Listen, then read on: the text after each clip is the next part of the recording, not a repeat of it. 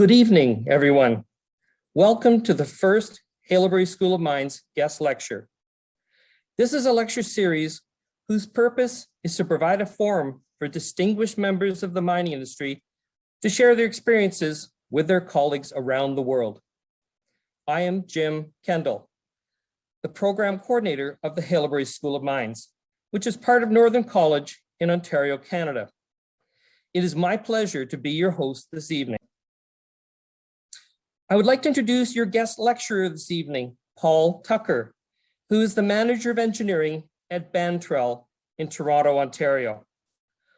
Paul will be speaking about the use of autoclaves to process nickel-cobalt laterite ore.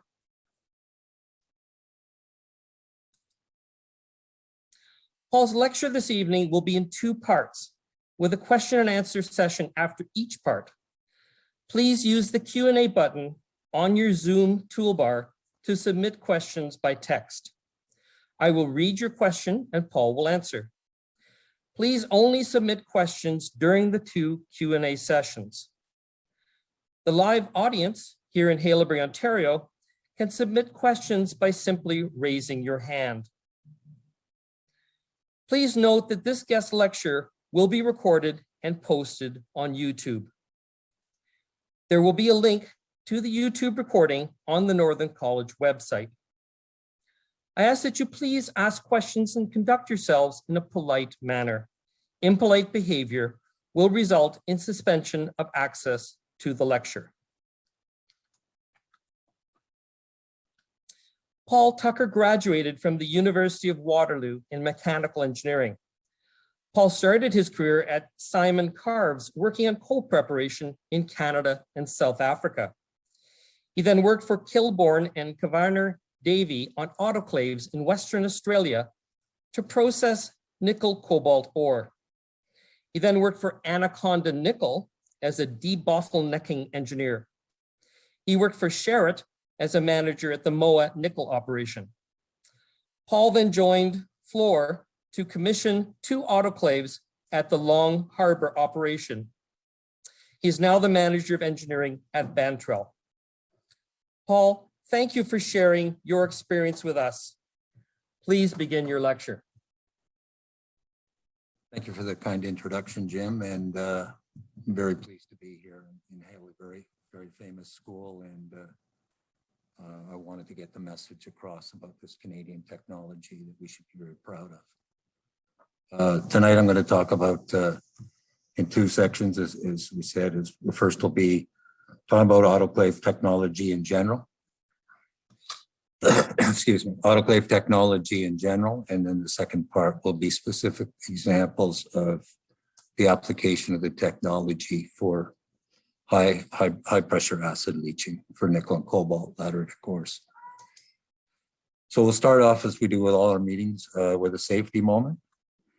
And the first thing is people in the industry, we refer to things as a turd, which is an upset condition.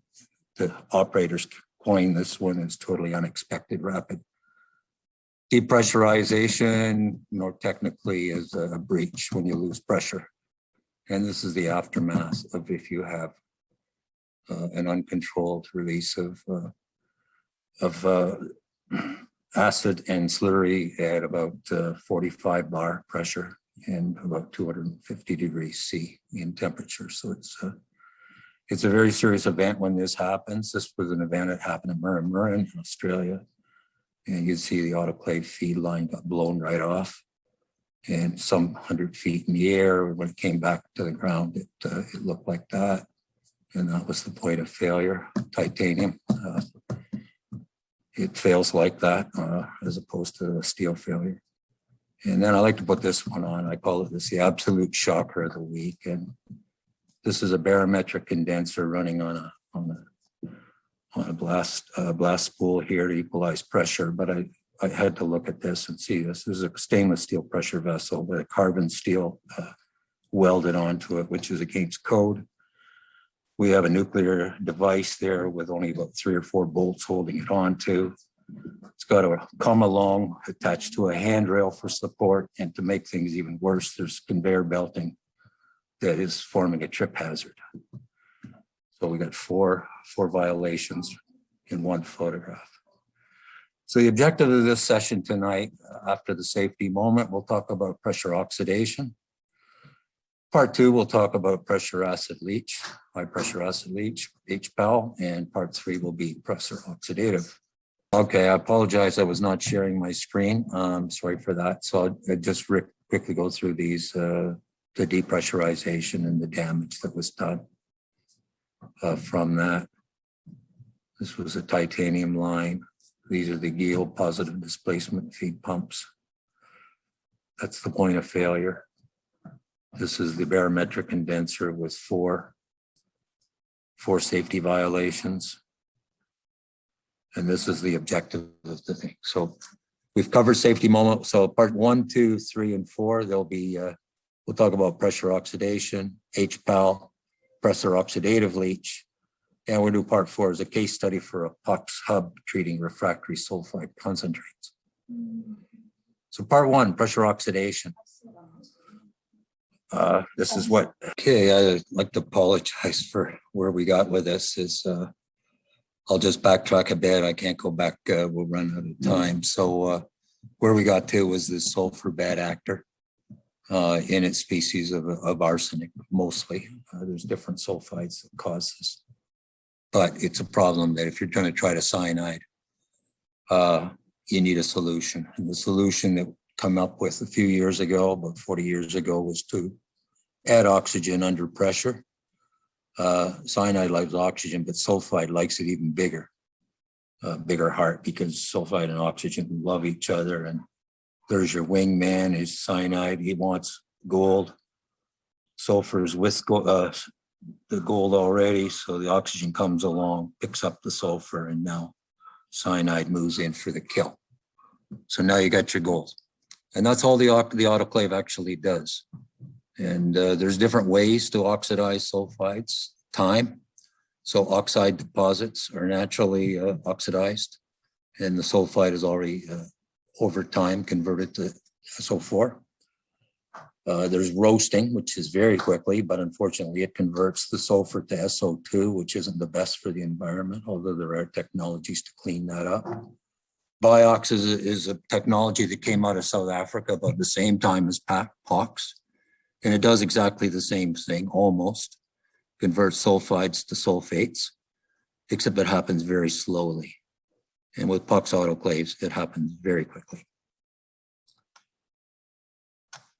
And there's 2 types of feed. There's different, again, every ore body has a different flow sheet. And we have the whole ore autoclaves, which were treat 100% of the ground ore.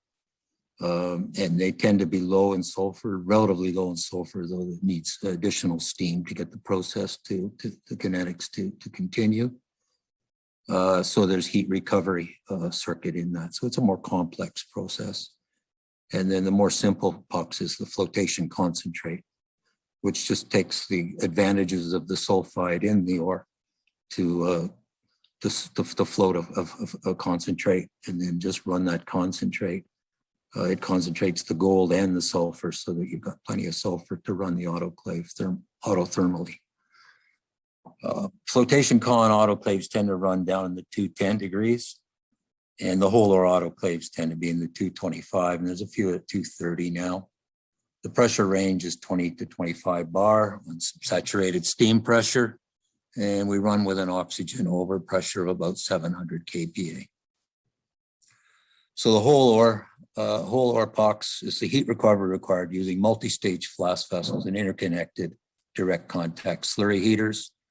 And this results in a very high temperature slurry to the piston diaphragm pumps that have to be fitted with cooling drop legs, because there's elastomers in the diaphragms, and the slurry can get up as high as, and epoxy can get up to as high as 150 degrees C, which will destroy most elastomers. So you need to cool that slurry in contact with the rubber. And this is a direct contact. These are from Ken Thomas's book. He was with Barrick, and he did his PhD in autoclave technology. And this is an extract from his book. This is a Kilbourne design that I worked for in the 1990s, and we did a lot of autoclaves in Nevada. And flash steam is introduced. Your slurry comes in the top, it goes down these baffles, and then rising flash steam preheats it, condenses onto the incoming slurry and heats it up. And then we have dip pipes that feed the downstream pumps. So the concept is that you take your autoclave discharge, it goes to a flash vessel, you flash off, you reduce the pressure, you flash off a certain amount of tons of steam. The steam is directed to the slurry preheater, which heats the incoming slurry. The technology, this is the critical part, is getting slurry to control it in a flow control regime using, this is what they call the survivor valve. And this is the highest duty of everything in this circuit. This is an extremely high wear item. It's all hexalloy lined. All the trim is hexalloy, which is the hardest material made, a man-made material, and besides diamond. And the trim of the valve is also all ceramic lined. This is a really, really tough service because it's slurry and you're letting down pressure, sometimes as many as 30 bar in one go. This is a 3-heater system. So this was the original Barrick Gold Strike Phase 1, which used 3 stages of preheating. And this is pretty well as used now in the HPAL circuits. It was determined that 3 was, we didn't need 3 in Nevada. So after Barrick for Phase 1, autoclaves 2, 3, 4, 5, and 6 were 2 stages, plus the Santa Fe autoclaves at Lone Tree and Twin Creeks were also 2 stages, pressure let down and direct contact, preheating. This is a layout of a typical circuit. This is again, this Barrick Phase 1, and this is, I have this slide in the second presentation because this is a really telling slide. Is this layout is a Kilbourne layout developed in 1989. So you've got your 3 stages of flash, your 3 stages of direct contact preheater. So your high temperature goes to here, medium temperature goes to here, low temperature atmospheric goes to here.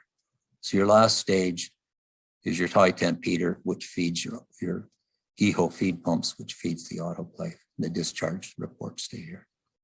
So a nice compact plant.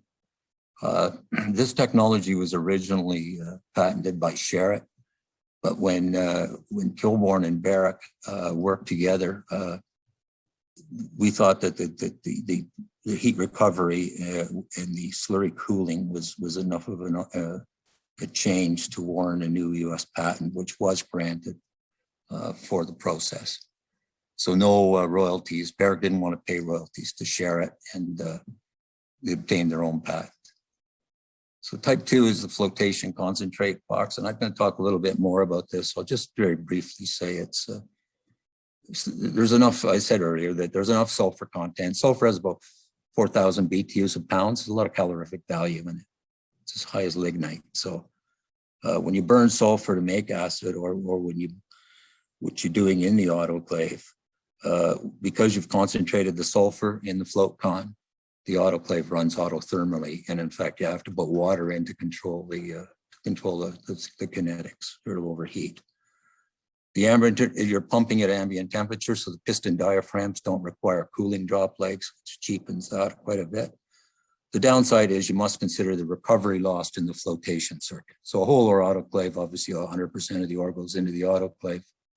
So recovery is not a factor in there, but when you're using float con, if you're going to get, say, a 90% recovery, there is 10% loss in flotation, as an example, that doesn't get magically fixed in the POX autoclave. But there are operations that take the float tails and they cyanide those separately. So then you're back to the whole ore case where you're treating everything. And this is a very simplified flow sheet. So again, you're pumping with PD pumps, piston diaphragm pumps, into the autoclave. You're coming out to a flash vessel. Your tail gas is vented to a scrubber. They're joining the scrubber. This is good material, which is usually leachable, and then you circulate a certain percentage back through typical scrubber design. And on the 2 reagents you add is oxygen and water. So the oxygen, immediately the reaction with the sulfur begins, and then you have to hit it with the quench water to modulate the temperature. So the history of it is Sherritt did the very first one in the early 80s in Brazil. It was a float con autoclave, type 2. If you see this, the type 1 is a whole ore pucks, type 2 is float con pucks. So Sherritt did the first one, and then Sherritt kind of did the second one because McLaughlin Homestake in California a couple of years later was a whole ore autoclave with very primitive heat recovery. I don't know a whole lot about this one, but Dr. Roman Berezowski is a personal friend of mine and also a mentor. He knows everything about this operation. This was in the early 80s. And then Barrick picked up the Mercer mine in Utah. And this was a Wright Engineers autoclave that was an alkaline leach, but it had heat recovery. And Barrick wasn't happy. So they came to Kilbourne and said, reverse engineer this and build us one for Goldstrike, which we did, and ended up doing 6. In the same general area as Twin Creeks is the Getchell mine. It was first done by First Miss Gold, and that was 3 autoclaves. Again, that was Wright Engineers. Con, this was a float con autoclave up in the Northwest Territories, an arsenopyrite, since shut down. Full of arsenic. Lone Tree was another Kilbourne project, sorry. In Nevada, that was our 7th autoclave. Camel Red Lake in Red Lake, Ontario was Placer Dome at the time. They put in a Pox float con autoclave. As I said before, Kilbourne, the autoclaves 8 and 9 in Nevada were for Santa Fe Pacific Gold at Twin Creeks, which is now Newmont. And those 2 autoclaves are still running to this day. We've got Porgera, which at the time was Placer Dome. It's now China and Barrick, I believe, and that was a float con autoclave. Lihir was Rio Tinto, Papua New Guinea. It was a whole ore autoclave. There were 3 of them. There's now 4. Still operation, commissioned in about 96, 97, same time as Twin Creeks. McRae's in New Zealand is a float con autoclave.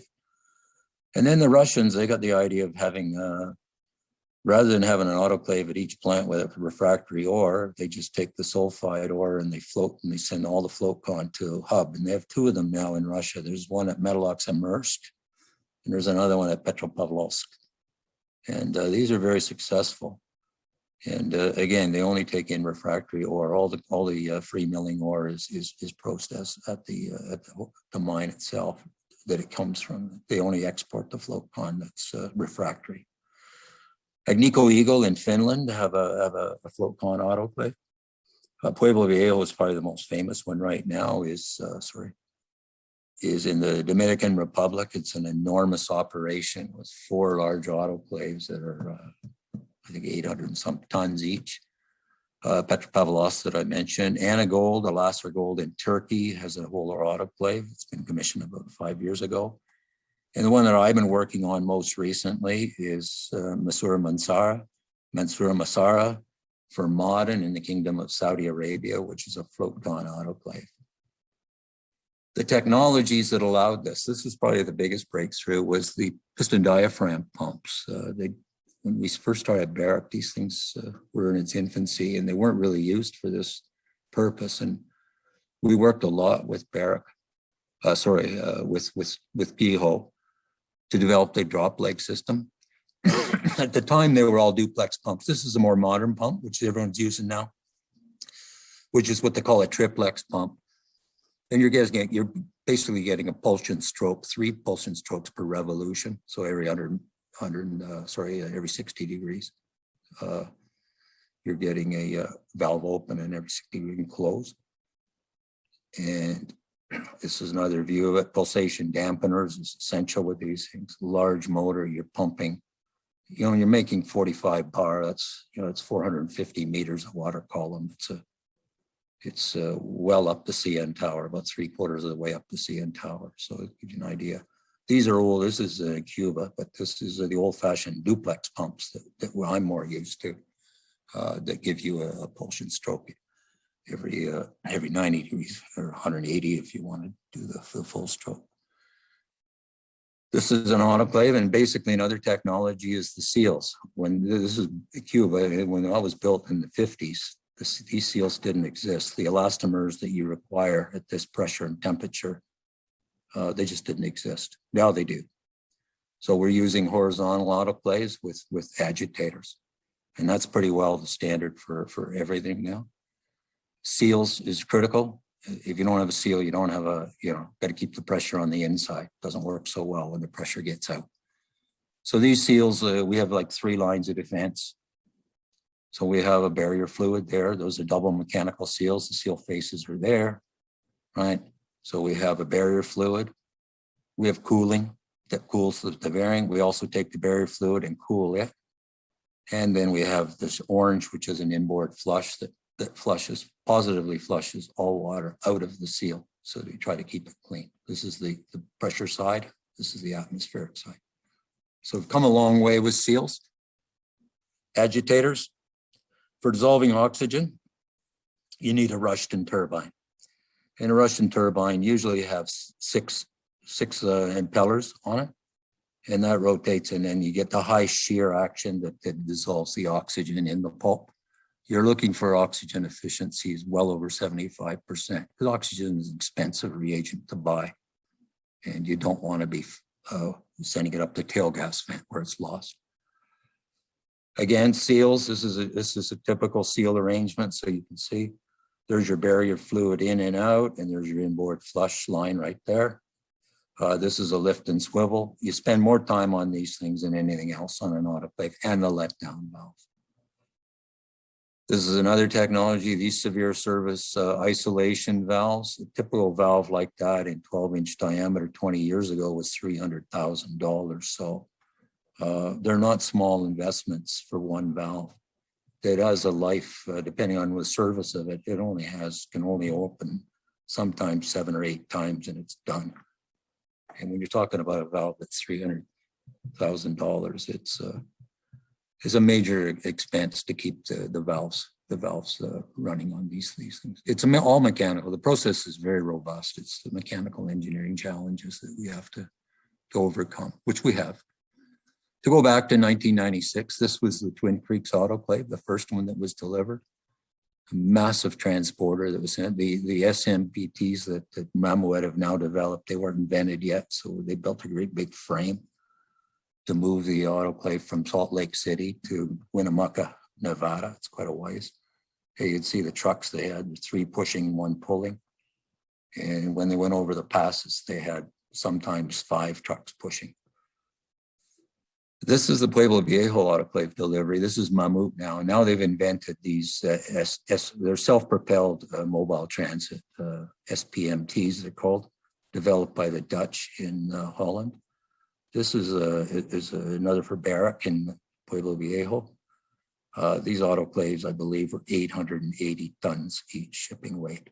And Mammoet had to actually build the bridges. None of the bridges in the DR were strong enough to get the autoclaves across. So part 2, we're going to talk about acid leach. And that's basically what happened is that in the 90s, and I'm going to talk about that more in the next session, but in the 90s, high pressure acid leach, everyone said, it was done in Cuba with Pachuca reactors in the 50s. And can we use modern horizontally agitated autoclaves to do the same thing? We said yes. So laterites, this is a completely different. The POX, which is a pre-treatment, this actually gets the business done. This recovers your nickel and cobalt. Actually gets all your metals. That's another issue. Tropical soils, clay minerals, high iron content. The upper limonite zone is a lower in magnesium. The lower saprolite zone tends to be higher in grade of nickel grade, but it's also high in magnesium, which consumes too much acid and makes the process uneconomic. The big kicker with laterites is relatively low cost mining, but relatively high cost processing. Low grade ore, although I'm seeing sulfides now at lower grades than these, but typically they're in the 1.1 to 1.6 in the limonite zone. There's no possible way of pre-concentrating. There is a gravity circuit at Ravensthorpe. I'm not sure how well it works. but generally pre-concentration is not possible, your whole ore. And there's large reserves in the world, mainly in New Caledonia and Cuba, but Indonesia, Philippines, Madagascar, Brazil, and in Australia.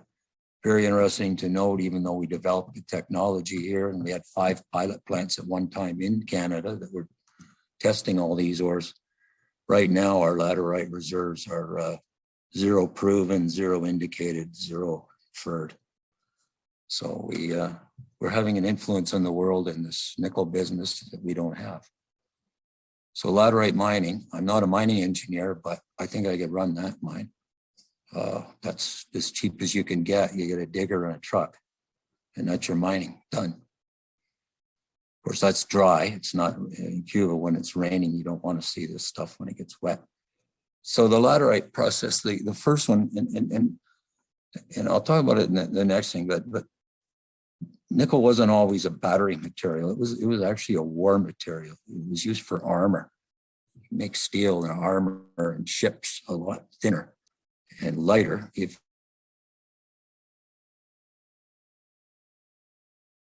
you put to. So this was developed in World War II in 1940. The United States government at the time, Cuba was one of their overseas territories.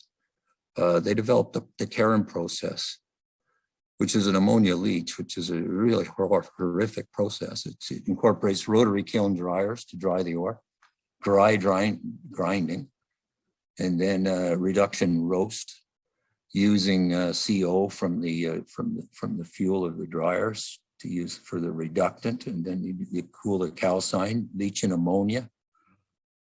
You produce basic nickel carbonate, and then they sinter that in anthracite, and they sell class 2 nickel, LME class 2, and it was demonstrated in Nicaragua, Cuba by the U.S. government, and it was built by Freeport at the behest of the U.S. government. And the process is still in use in Brazil, at Tocantins, QNI in Australia, Nicaragua was just shut down recently. I had to add that today, and the Che Guevara plant in Cuba. The realities of the process, you're not going to get much better than 80% nickel recovery. Cobalt is terrible at 40, and it's very difficult to get more than 40% recovery of cobalt in the Caron process. It's also a highly pollutant process. So that stack there is a red stack. So that's the dryer, and that's the roaster, that's the power plant. The power is raised with Venezuelan crude that you can walk on at room temperature, and it's very high sulfur. It's one of the most polluting plants in the world. HPAL, how does it work? Well, basically, and this isn't a hydrometallurgist talking, this is the basics.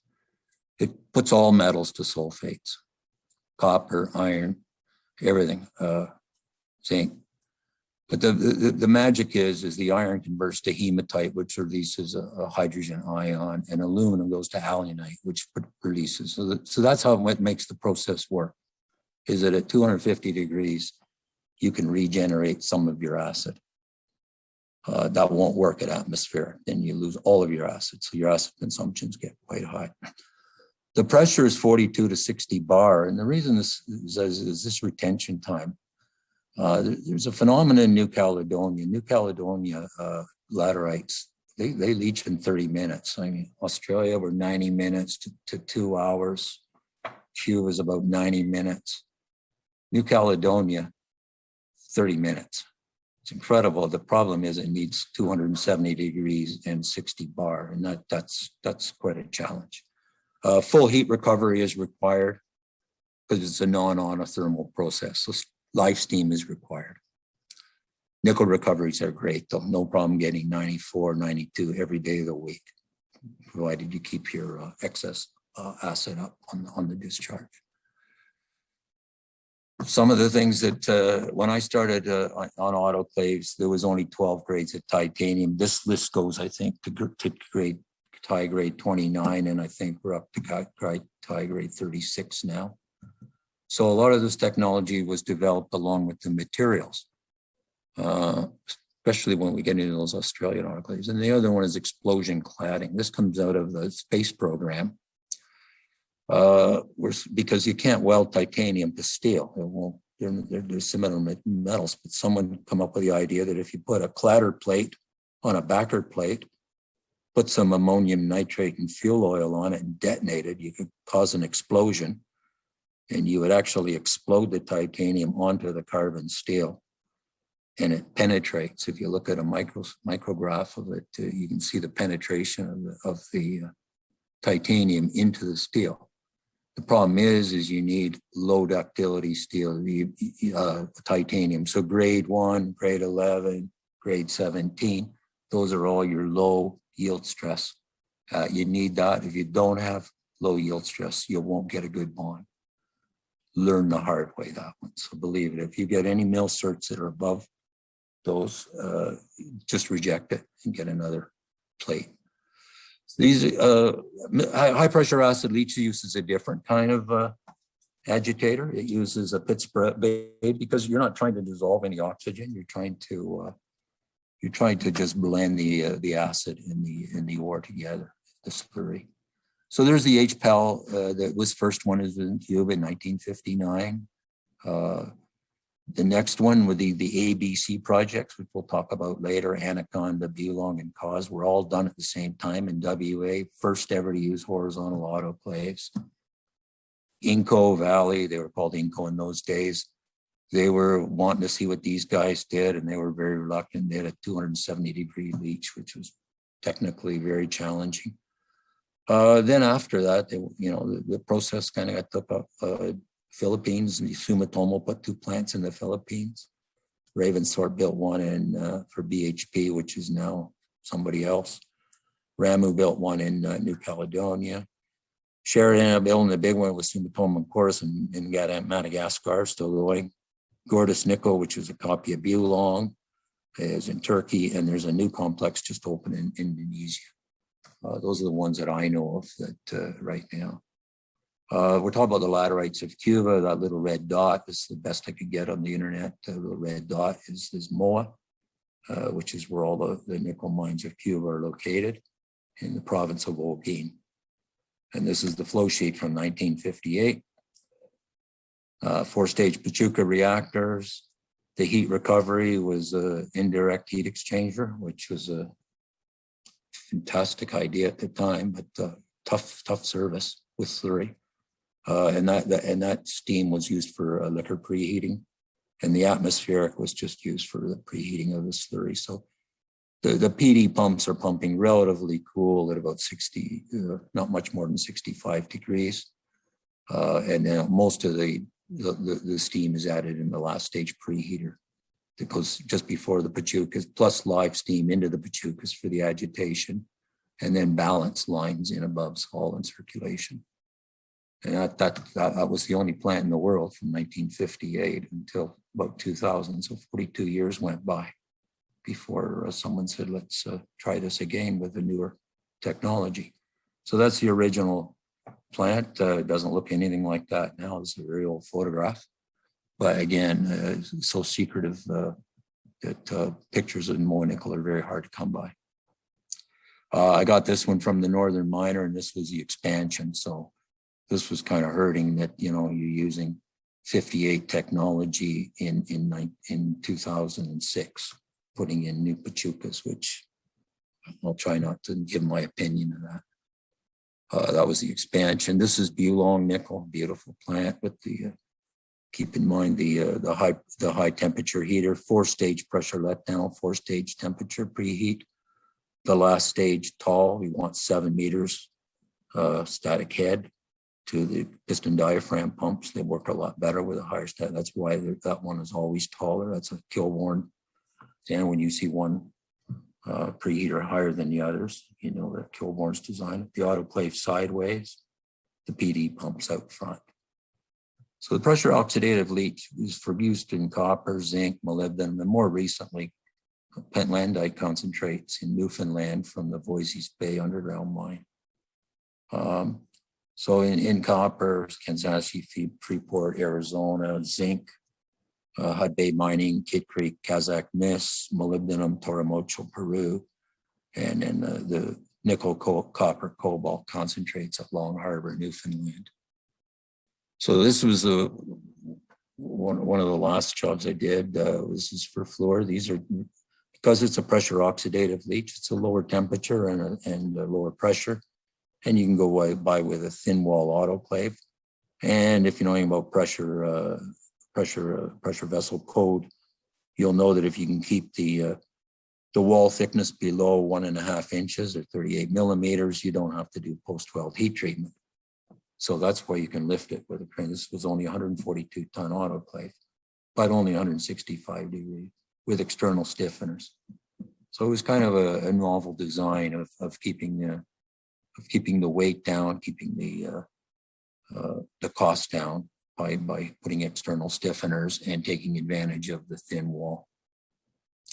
And these are moving them in. Again, these are self-propelled mobile transmitters. The first autoclave is already in there. The second one was delivered. Flash vessel is there. So the conclusion is the box is a viable, widely adopted pre-treatment process to oxidize sulfides to sulfates in an enclosed pressure vessel. The reduced impact is opposed to roasting, which emits sulfur dioxide to the atmosphere, reduced environmental risk associated with biox, potential release of bacteria, HPAL process, proven process now for the worldwide, there's vast worldwide reserves of and resources of laterites. And I also add this, there's been no new discovery of a nickel sulfide deposit since Boise's Bay in 1993-94. Been looking, not found any yet. POL, pressure oxidative leach, is a new process for oxidizing sulfides. At a lower temperature, you're not putting 4 moles of oxygen, you're putting only enough oxygen to convert this, the -2 sulfides to elemental sulfur with, with restricted oxygen sparging to the autoclave. So this was in the case of Long Harbor, and it replaces traditional smelting with no smokestack, which is important. Part 4, we run out of time.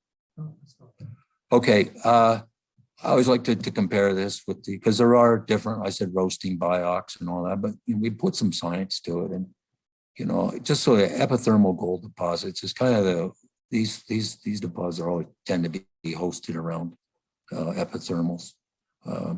Certainly Ecuador is a very unexplored country, and it's a real land of epithermals from the time I've spent there.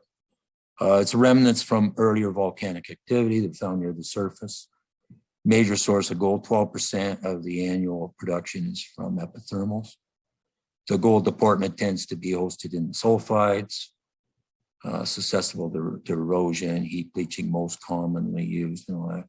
And that's a typical of an epithermal, and you're basically leaking magma into fissures in the earth, and they tend to be sulfides. It's also hosting for porphyry coppers as well. Refractories wars, what are they?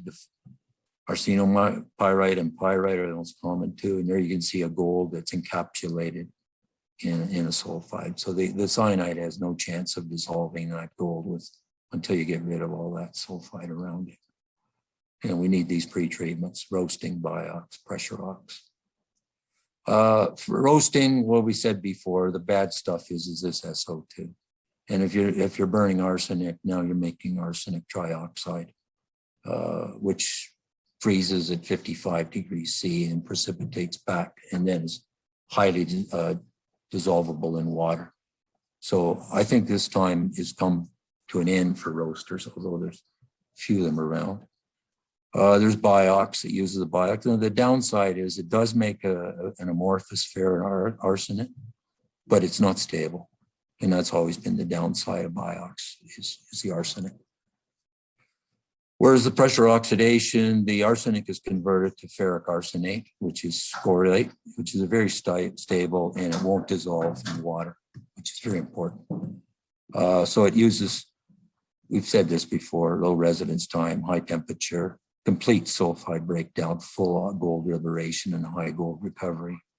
No elemental sulfur produced. Downside, you required an experienced workforce to operate a pressure vessel. Retires an oxygen plant and higher capex, longer fabrication.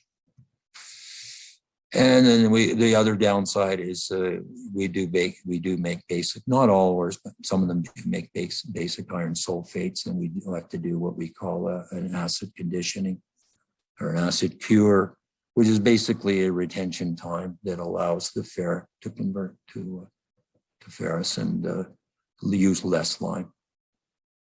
Because it takes a long time, requires a large amount of time to the lime to neutralize. So we'll use this, just a retention time, hot acid cure. This is a typical footprint between a PUX plant and a BIOX plant. It says, control philosophy, how do we operate these things? Well, the feed comes in here. The DCS calculates how much oxygen you need for that sulfide in the feed. So that's a proportional control. We measure the temperature. The temperature wants to go up. So the water, the blue, comes in to cool it back down. We make a liquid product and we make a gaseous product. They go to the next. So the liquid, the slurry product goes to a flash vessel. Its flash steam goes to your scrubber. And the tail gas, the red, goes straight into the scrubber as well. The green, which is your oxidized gold, is green because that's your money stream. So you've taken a product that wasn't worth a lot of money, a slurry stream, and it's now worth a lot of money because you can probably get 90% of the gold out of it.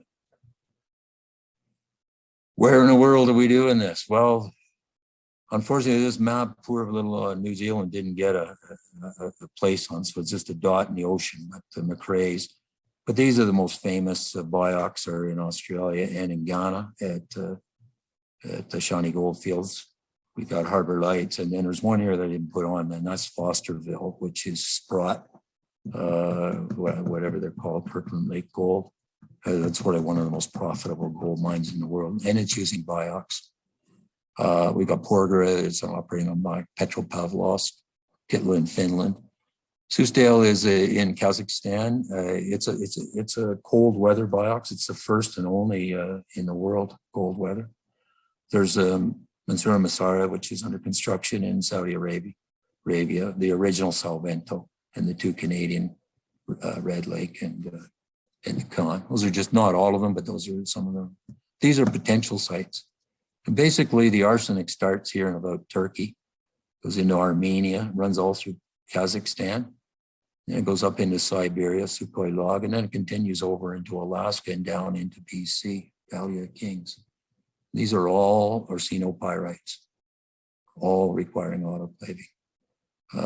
We got one in Armenia. I worked on Zod. It's a potential.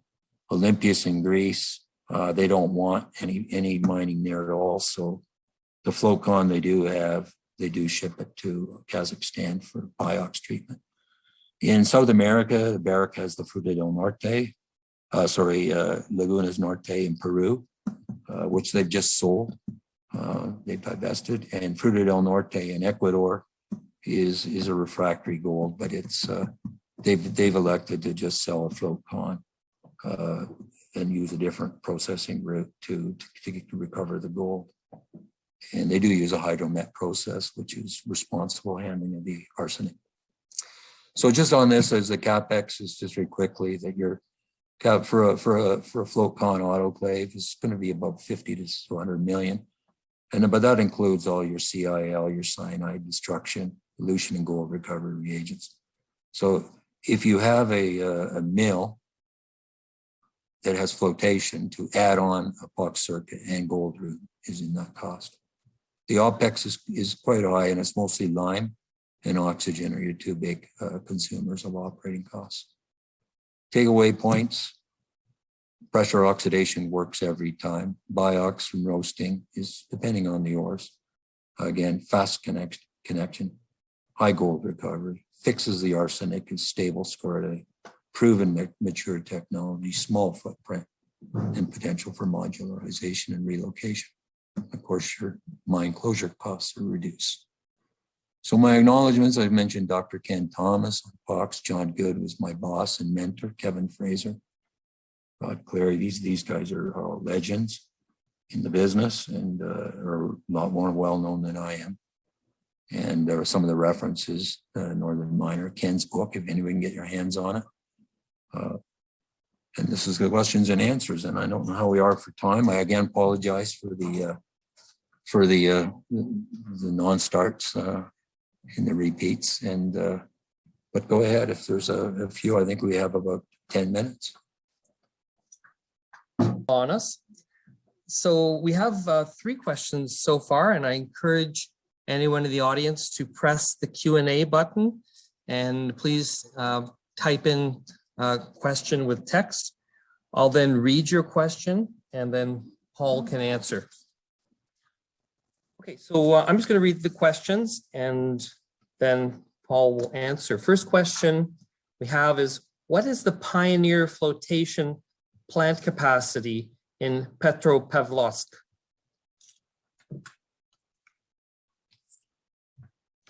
Am I live? Yes. Yeah, Petropavlovsk is a hub in, it's close to the Mongolian border in Far East Russia. It's got 4 POX autoclaves that are fairly small. And when you say the capacity, autoclaves are designed on the volume. So a lot depends on, you can't really say how many ounces you're going to get out of an autoclave because it depends how many ounces are in the feed. And you can only get so much feed in. So if you're feeding an autoclave and it's got, say 100 cubic meters of volume, that's Manhattan real estate. You have to get as much ore into that 100 cubic meters as you can. So the higher the operating density, water carries no grade. So you need to have the highest percent solids you can get. I think those Petropavlovsk, I would guess, are about 20 tons dry each. So say 80 tons an hour. So maybe 7,500 hours a year.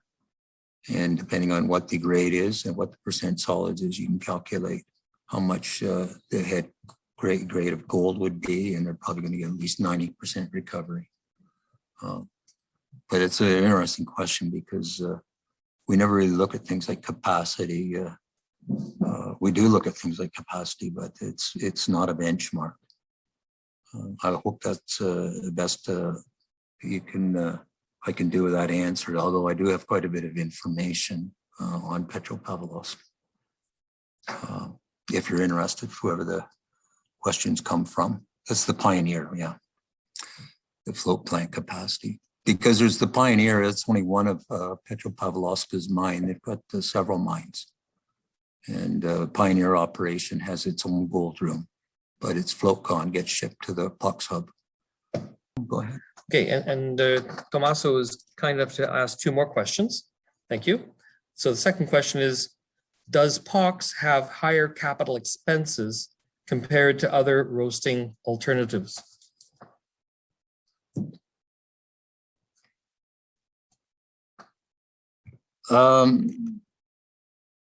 We used to do scoping studies on these to compare the 3, and POX generally always comes in higher because of the oxygen plant and because it's a pressure hydrometallurgy facility, and it usually pays itself back and easier permitting. There's gas scrubbers, so there's no emissions from a POX plant. And roasting is depends on your roaster. If it's a straight roaster and your SO2 goes to the 4 winds, is relatively cheap. I worked on a roaster in Bakurchik in Kazakhstan. It's a double refractory because it's got preg rubbers, which was very high capex. And POX really wasn't suitable because of the preg rubbers. But yeah, the question is the capital cost is higher for POX than any of the competing technologies. And the next one is... Yeah, so the next question is, would you say that operating and maintenance procedures represent a challenge for POX? And there's a sort of second part to this. How about corrosion and erosion? Most of the corrosion problems in POX we've overcome. And it was a long learning curve. I mean, like I said, we've been doing this for 40 years. And a lot of things worked and a lot of things didn't work. And smart people don't do things, repeat things that didn't work. So the erosion, the corrosion issues have pretty well been addressed. The whole challenge of POX is maintenance. It's a mechanical engineering nightmare and a very complex piece of equipment to maintain. Erosion is a huge part, especially on the pressure letdown. That survivor valve and the isolation valves, you can only open them so many times, because when you crack them, that initial release, it goes at supersonic speed, and it's highly erosive. And the quicker you can open them and close them, the better. And if you can put a back pressure on, even better, to preserve the life of the ball. So erosion is a huge thing. The brick linings, every time I shut down the surface spalls, you lose a little bit of brick. Eventually, you don't have enough brick left, and you have to redo the brick. Generally, a POX autoclave has to come down once a year for a full maintenance, including redoing the brick, your agitators. It's usually about 10 or 11 days, and you budget that time in and try to do everything at the same time. And you can extend campaign lives by, there's all kinds of things. Generally, your seals go. You can maintain it just by punching the water into the seal and just acting as a gland. As long as the pressure of the fresh water outside is higher than the autoclave, you can run it without seals. It's expensive and it's not good, but if you want to maintain extend your campaign life, it's the way to go. And there's all kinds of tricks that the operators have used to get but yes, corrosion and erosion are the big challenges, but corrosion is pretty well been sorted. I hope that answers the question, Thomas. The next one is. Yeah, so next question is, what happened when the autoclave was too heavy to haul across the bridges? And I think Susan here is referring to the Pueblo Viejo autoclave in the Dominican Republic. Well, in that particular case, they built their own bridge. Okay. And it was built by the shipping contractor. So it was a temporary bridge. And how much did that autoclave weigh? 880 tons. There were 4 of them. They were built in Malaysia and shipped by sea I think all 4 went on the same ship. And how far did they have to take them when they got them to the Dominican Republic? They were taken to Santo Domingo, and Pueblo Viejo is probably about 100 k's north of Santo Domingo, but pretty mountainous country. Getting autoclaves in and out is not easy. It's probably the biggest challenge there is. Certainly Porgera in the highlands of Papua New Guinea, there was no way to get the autoclaves there. They had to take them up in pieces. Lasser in Turkey had to go up in pieces, weld them together at site. And the newest project that's in advanced feasibility is Yanacocha in Peru, which will also go up in, I think, 9 segments to get them up. For autoclaves that are too heavy, the ones in Australia, there was one bridge. They were built, the autoclaves were built at the Australian Submarine Corporation in Adelaide, and they had to go across the Nullarbor Desert to Western Australia. Anacondas were too heavy for the roads, so they had to go by sea, but the Cawse and Bulong went by land. There was one bridge in South Australia that wasn't strong enough, but they scheduled it during the dry season and they just drove across the dry riverbed.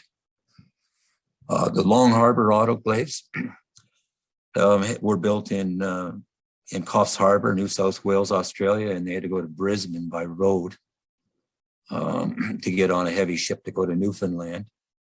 And there was one bridge in Queensland that the prime mover and the autoclave couldn't be on the bridge at the same time. It was that tight. So the prime mover had to go across the bridge first. The autoclave was left on the other side, and then they winched the autoclave across the bridge without the truck, just to keep the weight so the bridge would take it. But it was a very good question, and that logistic has to be done at the beginning of every project we do, is how heavy is the autoclave going to be? Oh, was it take it apart? No, you can't take it apart. They don't come apart that easy, but what you do is you build them in segments, and then you weld the segments together. And then you have to do your post-weld heat treatment at site. And you also have to do your hydro test at site. And those are the challenging bits, because most shops have a great big shed that you put the autoclave in to do the post-weld heat treatment, but can't do that at site. So thank you much. Thank you very much. I'm glad you enjoyed